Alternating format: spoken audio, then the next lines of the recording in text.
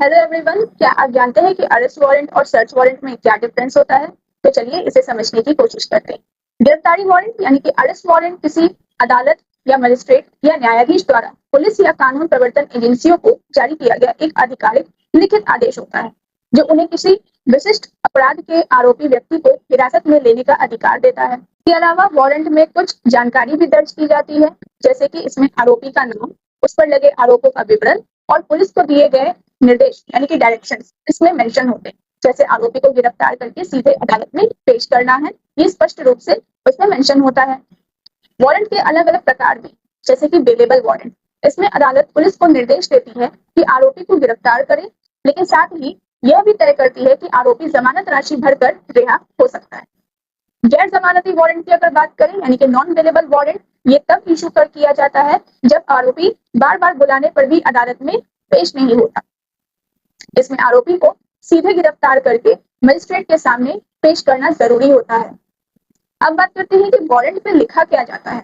आखिर arrest warrant पे कुछ तो होगा मेंशन, तो हाँ, जब पुलिस को किसी के नाम का वारंट इशू किया जाता है तो उन्हें उस व्यक्ति को गिरफ्तार करना होता है। गिरफ्तारी के बाद पुलिस व्यक्ति को हिरासत में लेती है और आमतौर पर 24 घंटे के भीतर उसे संबंधित न्यायालय यानी कि मजिस्ट्रेट के सामने पेश करना होता है। पुलिस का काम केवल इतना है कि वो गिरफ्तार करके पेश करवा सकती है, ना कि सजा दे सकती है। सजा देने का अधिकार या सीधे जेल भेजने का अधिकार पुलिस को नहीं। यदि किसी व्यक्ति को यह पता चले कि उसके खिलाफ अरेस्ट वारंट इशू किया गया है, तो उसे सीधे पुलिस या अदालत से बचने के बजाय किसी वकील से संपर्क करना चाहिए, ताकि अग्रिम जमानत या कानूनी प्रक्रिया का सही तरीके से पालन किया जा सके। अब बात करते हैं सर्च वारंट के बारे में।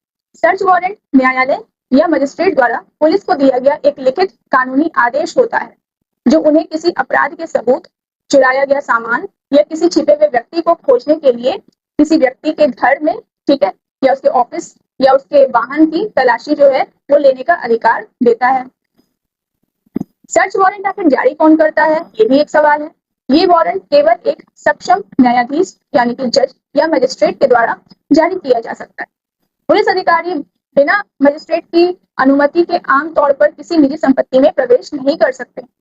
मजिस्ट्रेट तभी सर्च वारंट जारी करते हैं जब पुलिस उन्हें यह साबित करने के लिए पर्याप्त सबूत या प्रोबेबल कॉज देती है कि उस जगह पर किसी अपराध से जुड़े महत्वपूर्ण सबूत जो है वो मौजूद है, जैसे कोई डॉक्यूमेंट या फिर आर्म्स एंड एम्यूनिशन या ड्रग्स, इस तरह का अगर कोई भी चीज मौजूद है तब पुलिस सर्च वारंट इशू करवाती है। अगर किसी व्यक्ति को गैर कानूनी तरीके से बंधक बनाकर भी रखा गया है तो भी सर्च वारंट इशू हो सकता है। एक वैध सर्च वारंट में तलाशी लेने के लिए सटीक जगह या स्थान या पता लिखा होता है। उन चीजों के बारे में भी उसमें कंप्लीट लिस्ट जो है वो दिया रहता है जिसकी तलाशी लेनी है। जो पुलिस अधिकारी है जो तलाशी ले रहे हैं उनके बारे में भी वहां पर इनको फीडअप होता है। तलाशी के दौरान नियम वारंट जो है वो दिखाने के बाद ही पुलिस तलाशी ले सकती है। अगर घर का मालिक मौजूद नहीं है तो पुलिस स्थानीय लोगों को गवाह बनाकर, ठीक है, गवाह के रूप में रखकर तलाशी ले सकती है। पुलिस को मिली सभी संदिग्ध वस्तुओं की एक सूची तैयार करना पड़ता है, एक लिस्ट बनाना पड़ता है और उसकी एक कॉपी घर के मालिक को देना जरूरी है। तो ये था arrest warrant versus search warrant. I hope कि आपको ये वीडियो पसंद आया हो और सारे कॉन्सेप्ट क्लियर हो। तो